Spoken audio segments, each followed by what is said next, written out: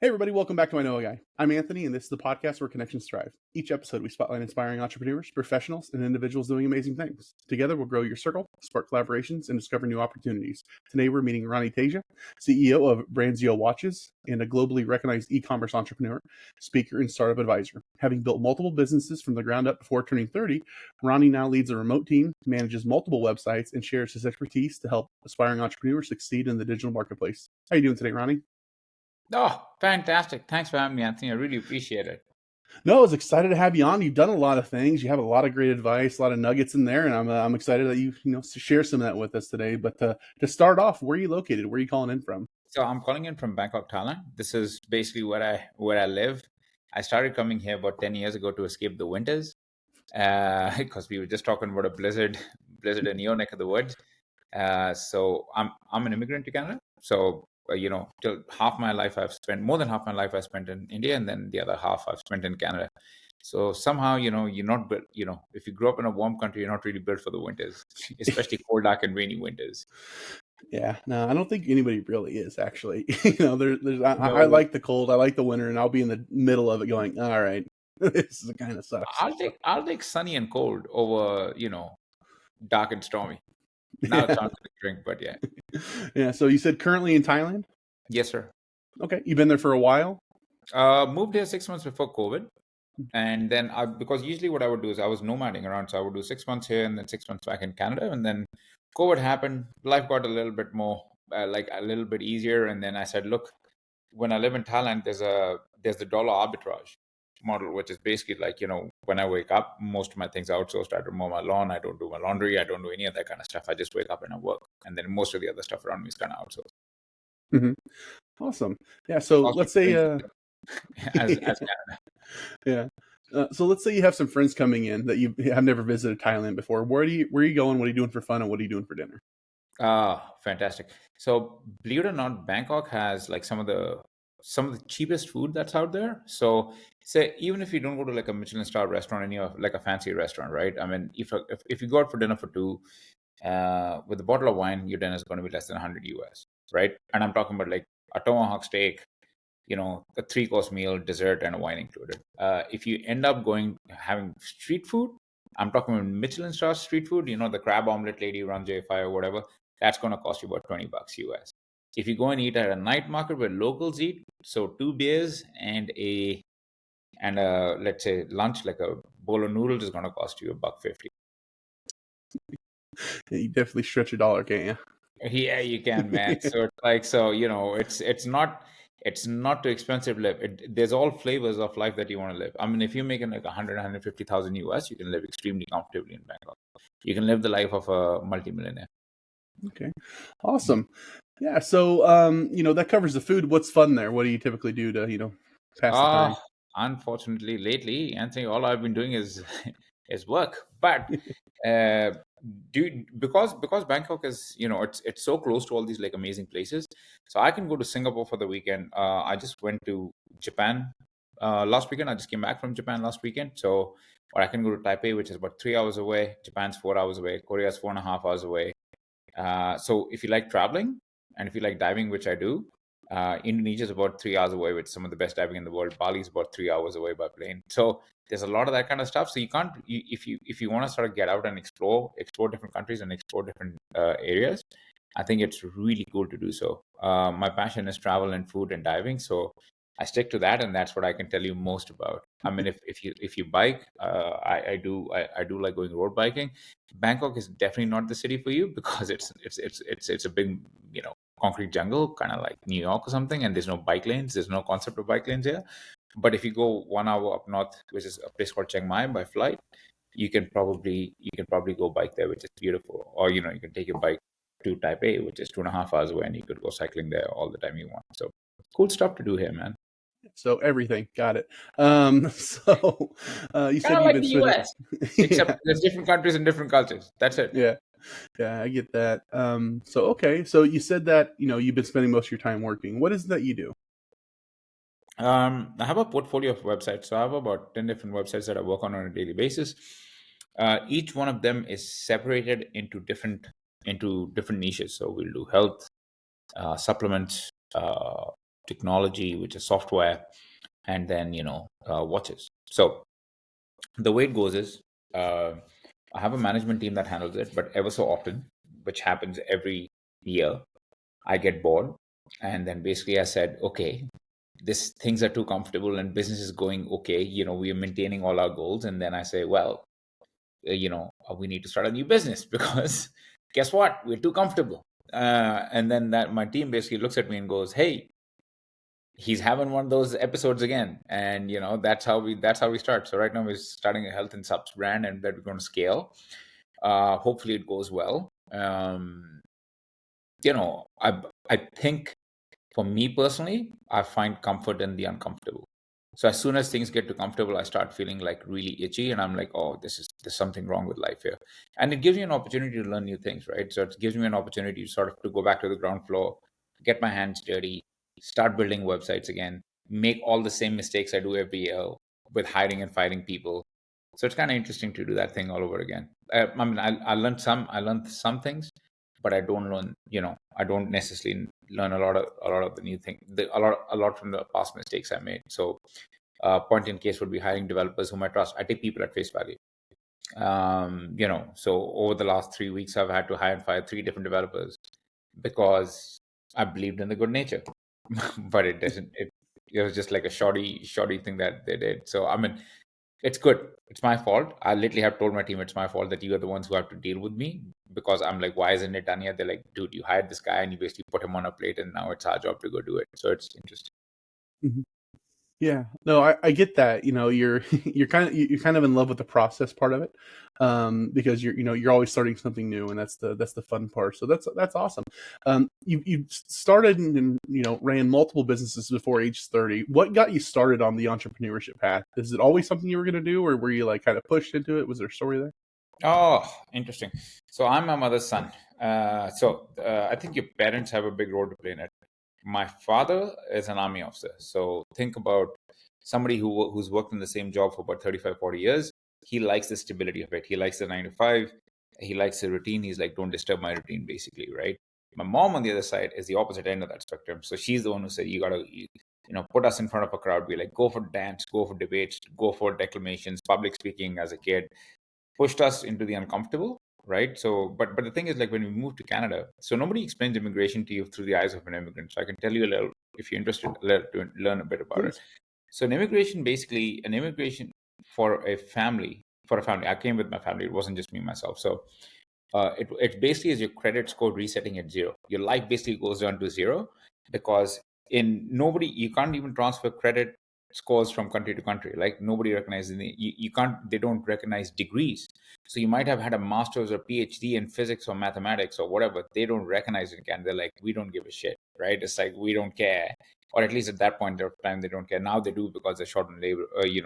They're short on good talent, so now they'll accept everything. But and the understanding's gone a little bit further. But back then they'd be like, no, we don't recognize it. We don't really care. You're not, what you did back home is that in Canada you need to have Canadian certification. So I said, okay, sure. There are all these things you go through. So when I landed, I had a master's, and basically they said you are not going to get I wasn't qualified to be hired anywhere because I didn't have the Canadian credentials. So my first job was actually picking blueberries, and I had never done manual labor in my life before. So for me, it was a very, yeah, yeah, exactly. And I wasn't a really good blueberry picker either, to be honest. So I used to make like $40 a day, like 40 Canadian, which is like, Canadian pesos to US dollar. It's probably like 25, 20, 25 in a day. So you can imagine how bad I was, right? And and then I used to cry in the middle of the fields. I'd be like, holy shit, where have I come and what am I doing? So it's an interesting thing. The experiences. The experience of being humbled, because you're 21, 22. You think you can go play roulette and you can take over the world and all that kind of stuff, and then here you come in to this new country where you think you can dominate the place, and all of a sudden you are picking blueberries, and your perspective changes. You do understand that it changes the way you think, right? And the way you think, essentially what happens from there is you think about how to succeed. You start getting hungry, and you start looking for ways out. So my way out was, looking. So I remember in 2005, my sister came to me and she said, hey, there's this new thing out there called YouTube. And and you can watch movies on it. I'm like, what? You can see, and she's like, you don't need to insert a DVD to watch it. I'm like, what? So, and she's like, yeah, it streams in real time. You just gotta load it, and then it happens. I was like, holy hell, this is like gonna blow my mind. And I'm like, wait a second, if that's what's happening right now, how are people gonna spend money watching this kind of thing? It's gonna kill cinemas. So I started learning about digital marketing, like from this kind of stuff. Then I worked at like Best Buy, worked at like HSBC, running the media buying department, all that kind of stuff. Broke a few backs, and then basically said, "Look, I'm just sick of making other people money. Maybe I'll try and do it myself." And I've been lucky along the way. Yeah, That's awesome. Yeah, definitely going from, here to here to here, getting humbled, making discovery, deciding, okay, I don't want to do that anymore. What am I going to do to fix it? I yeah, love that mentality. yeah. So, I think a lot of people don't give themselves enough credit, right? It's like in the sense that uh, you gotta have experiences of trying something and failing at it. You gotta break your nose.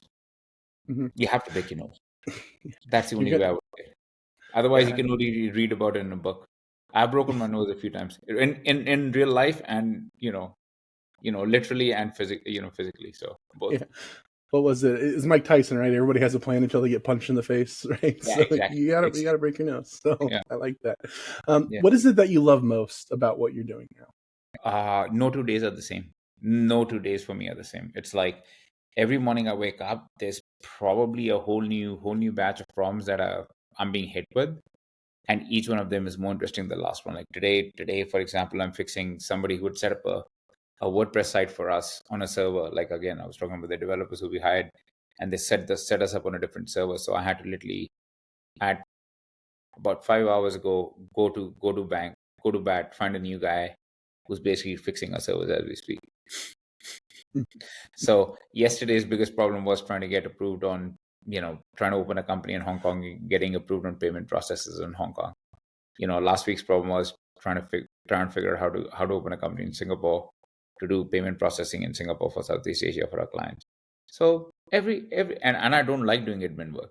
So this is like 4 hours of like glued to your chair filling out forms, which is fun. Yeah, You can yeah, only no, put it off for so long. yeah, yeah, they'll definitely keep you entertained. You don't know what's coming next, so that's No, every life. So I think what life teaches you as being an entrepreneur or whatever, like I think it's just like it just teaches you to prepare for plan ABC.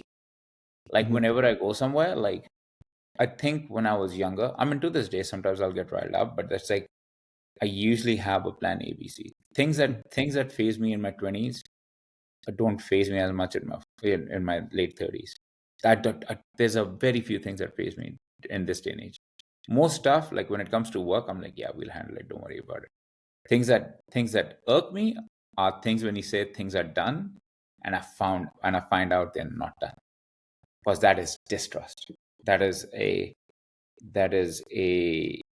I think a testament to my like you're going to break my trust when you do that. I don't know what exactly the word I'm looking. Integrity. It's mhm, not a thing of integrity when you say something is done and it's not done. mhm. Yeah. Absolutely.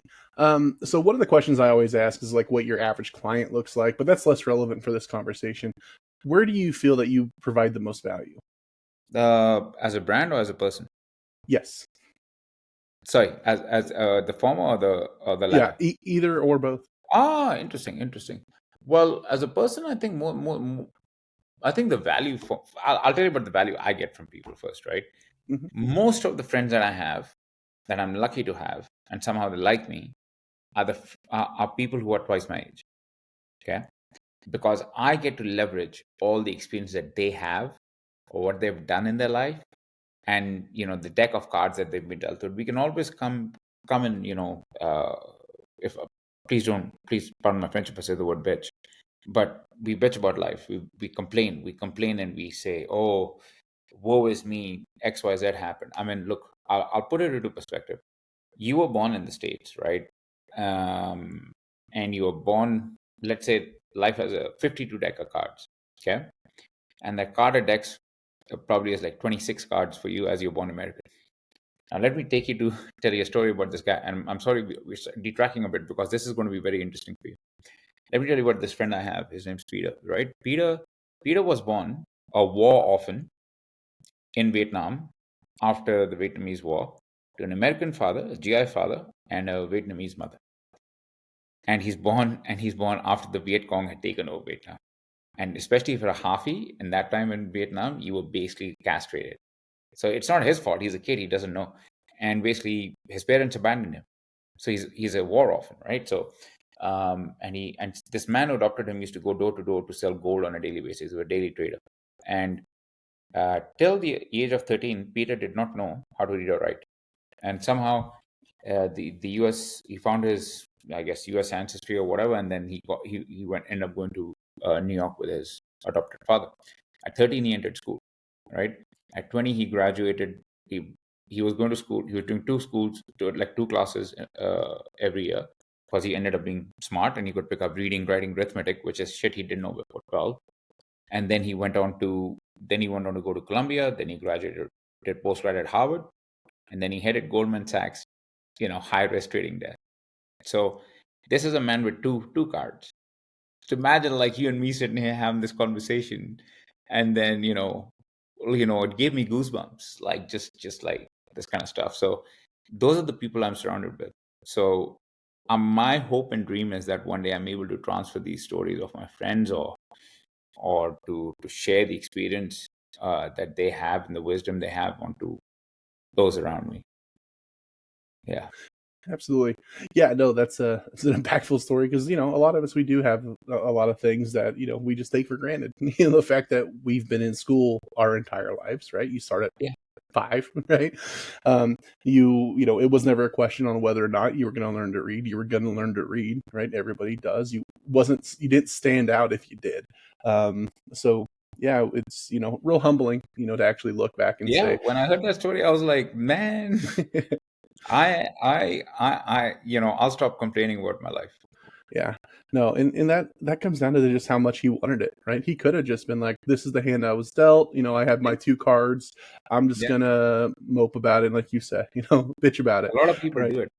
Yeah. A lot of people wave virtuous flags when they see that. Yeah. Unfortunately, when have a living example like this, I think every day, I think there's a need to be. This is what drives me. Like you Mhm. hear this story, you're like, shit, I gotta work twice as hard now. Yeah. Yeah. He definitely wants it more than anybody else he's probably ever met, in Yeah, order to get to that. So he is it's hungry. very, very inspiring. So, being as you are one, you've been doing it forever. You know people that have went through stories like that. What's the advice that you would give to a newer and aspiring entrepreneur? I think the first step is always just execution. Like it's like my biggest pet peeve is when people say things and they don't do them. So I'll give you an example. So for people who listen to this podcast, if you have or if you've thought about leaving a job and you're always talking about having a side hustle, start the side hustle. If you fail, that's you breaking your nose, right? Maybe what will happen is you might fail the first time, you might fail the second time, and you're in America, right? Americans cheer failure. In Asia, they look down on failure. It's like you've lost face here. Americans don't look at failure the same way. Americans actually just say, "Oh, you got back down. That's awesome. Don't worry about it. We got your back. Get back up." That's the American mentality. That's the American dream. That's why America dominates everything, right? So think about it from that perspective. And if those around you are not willing to support you through it, maybe they're not supposed to be your friends. Maybe you need a new group of friends who actually understand you, who talk like me or Anthony, Yeah, right? no, it's absolutely fantastic advice, and you're absolutely right. One of the things about failure is it's going to happen. There's no two ways about it. You're gonna fail. If I told you all it would take for you to be successful and have everything you want in life was to go fail 10 times, you could have that done by noon, right? You could Yeah. go out and just fall on your face 10 times and be good. Even That's my business, like I can tell you, like my first business, which was watches, I think I started three businesses before that, mhm. and I failed at each one really miserably. I still start businesses and fail. Remember, I said I have one business a year. Out of the one business a year, I've only had maybe like 2 successful out of 10. Yeah, that's That's yeah, fine, and and that's that's okay. I mean, it hurts. Don't get me wrong, but does it hurt my ego? No, but it's an expensive lesson to learn. But that lesson is probably a Harvard degree on things what not to do. Yeah, and you've already, it's practical. You've built that muscle up. You understand that this is just part of it, right? Yeah, If you go get a degree and you've read it all out in the books, it's still going to hurt when you fall on your face because you're not going to get around it. You're going to yeah. fall I on your mean, face. people say you should read this case study. I'm like, I'm a walking case study on what not to do. Yeah, yeah, yeah, but that's super valuable. So okay, awesome. Not everybody thinks of it that way, right? Perspective helps. Well, speaking of perspective, how can the right mindset help entrepreneurs build successful business?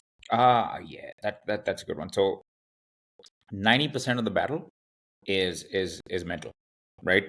So when we talk about mental battles, for me it's threefold. Number one is, are you taking care of your body, right? So uh, the mind body connection is extremely important. So I might talk about going to sleep on time. I'm not your dad or whatever, but still, right? It's a Do you exercise on a daily basis? Are you getting out for walks? Are you going to the gym? Are you doing something to keep yourself moving, right? Number one. Number two, are you you know how are you thinking about life? Remember, there's a very important word I think we were talking about earlier, which is perspective.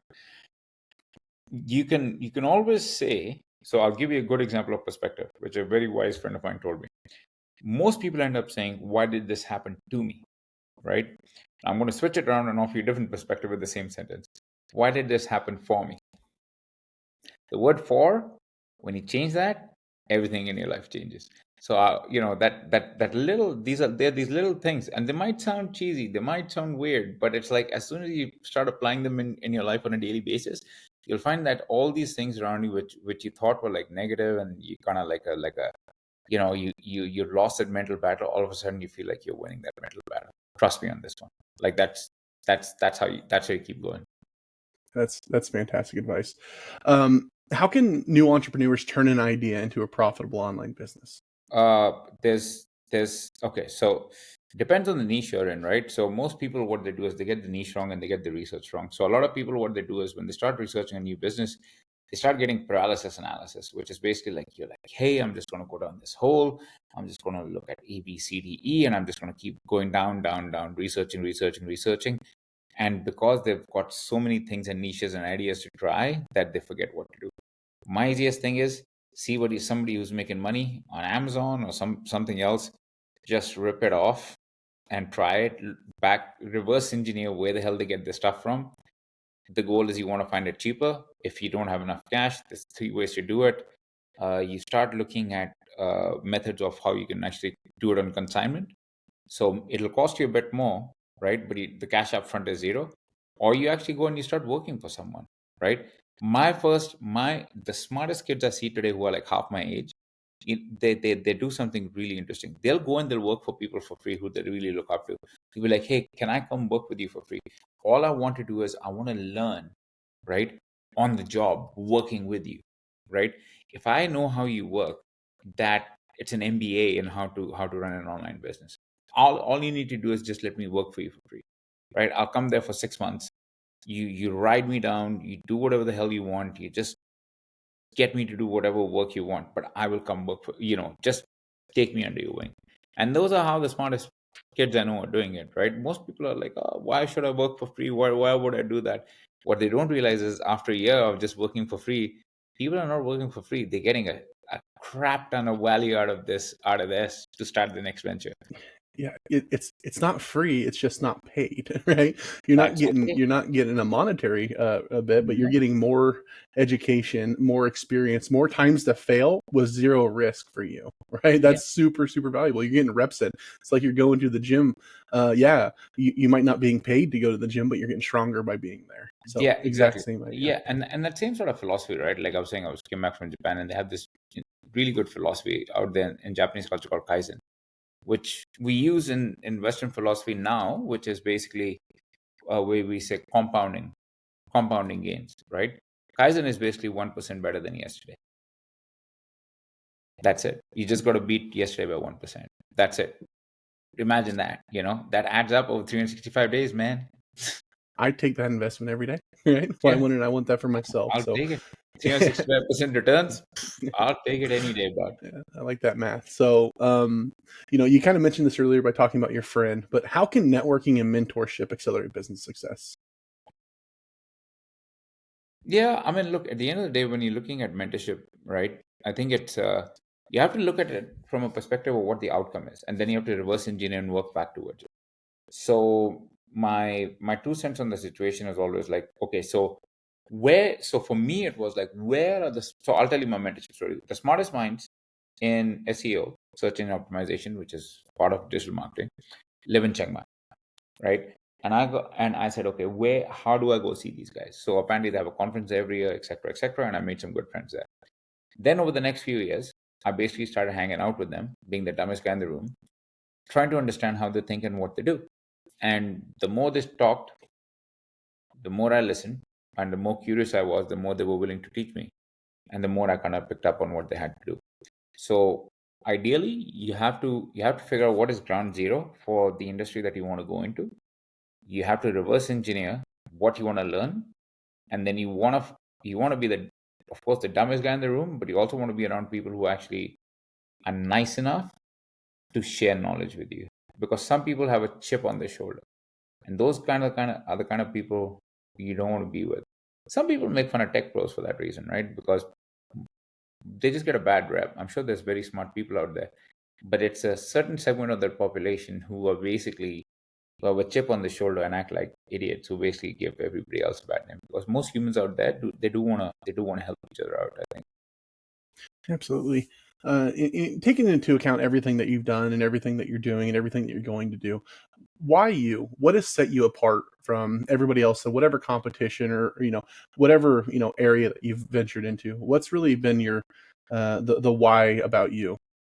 I'd say it's there's been about two or three things that have changed my perspective. Uh, when I was, I'm still young, but when I was a bit younger, now I feel like an old man. The the there was this, I made a switch, I think about 6 or 7 years ago in my thinking. Not even 6, 7, maybe like 4 years ago in my thinking. My thinking was always me first, right? As soon as I switched that thinking to like how do I uplift those around me, I think, and I started giving back, felt I felt a lot better. I think it's like, you give into charity, altruism or something. I think that's altruistic feelings. I think that's when I started actually like enjoying life a lot more. Because it's the same thing when you talk about mentorship. Mentorship is a form of altruism. It's because you're giving back. The second thing I think that I decided to do, the thing that changed my perspective was f- travel to the places which are like the SEO thing. Travel to the places where, what is the ground zero for the subject or the industry you're interested in, right? So if you're interested in, say, for example, banking or finance, of course, it makes sense to be in New York, Hong Kong, Tokyo, or London, right? Banking centers of Singapore, all right? If you're in tech, by default, you should be in San Francisco. If you're in AI, you should be in San Francisco, and now probably China somewhere. I don't know where the hell DeepSeek and all those things are coming from. Hangzhou, near Shanghai, right? If you, so go to these centers of excellence, because by nature you might be the dumbest person going in, but you're sure as shit gonna come out, a level, intelligence four in Silicon Valley is probably a rock star out of Silicon Valley, right? And that's what people don't realize, because they give you that work ethic. And then the last thing is, which is the thing I mentioned, work ethic, which is, most people in this day and age have forgotten what a strong work ethic is, right? A strong, what the Steve Jobs thing where they said, stay hungry, stay foolish. I think the hunger referred to, you need to have the drive. The drive is the most important part in humanity. And at some point in time, we just get comfortable at those around us. Like it's just human nature. So you got to find a way to always be on your toes no matter what happens. I'm not saying that you need to go through girlfriends or getting divorces and stuff like that, but you gotta figure out ways to make yourself uncomfortable. Uh, every few months. It could be through business, it could be through learning, it could be skydiving, it could be something, right? But you need to get out of your comfort zone, and real growth happens in that, like, in that fine line above that stratosphere that Yeah, I always refer back to like working out and being in the gym, because that's where growth happens when you're actually working out. If you're doing 10 reps, it's only the working reps are like the Yes, the last working two reps, or man. three. It's the last two. That's it. Yeah. If you cut early and you're like, okay, I think I've done enough. I did 6. You No, did all no, no, that for nothing, no. right? You got there and then you walked back. Exhaustion, man. It's like, you gotta train to exhaustion. To Absolutely. failure. That's a bodybuilding term, right? You gotta train to failure. Yeah, Yeah. exactly. So awesome. Yeah, this was amazing. There was a lot of great in here, but just in general, is there anything that I missed or that I failed to ask that you wanted to add? Nah, man, I'm good. Like, I really appreciate you. I really appreciate being here and you helping me out. And at the end of the day, it's I love talking to you, and if there's anything I can do for anybody, always feel free to reach out. I'll always make time.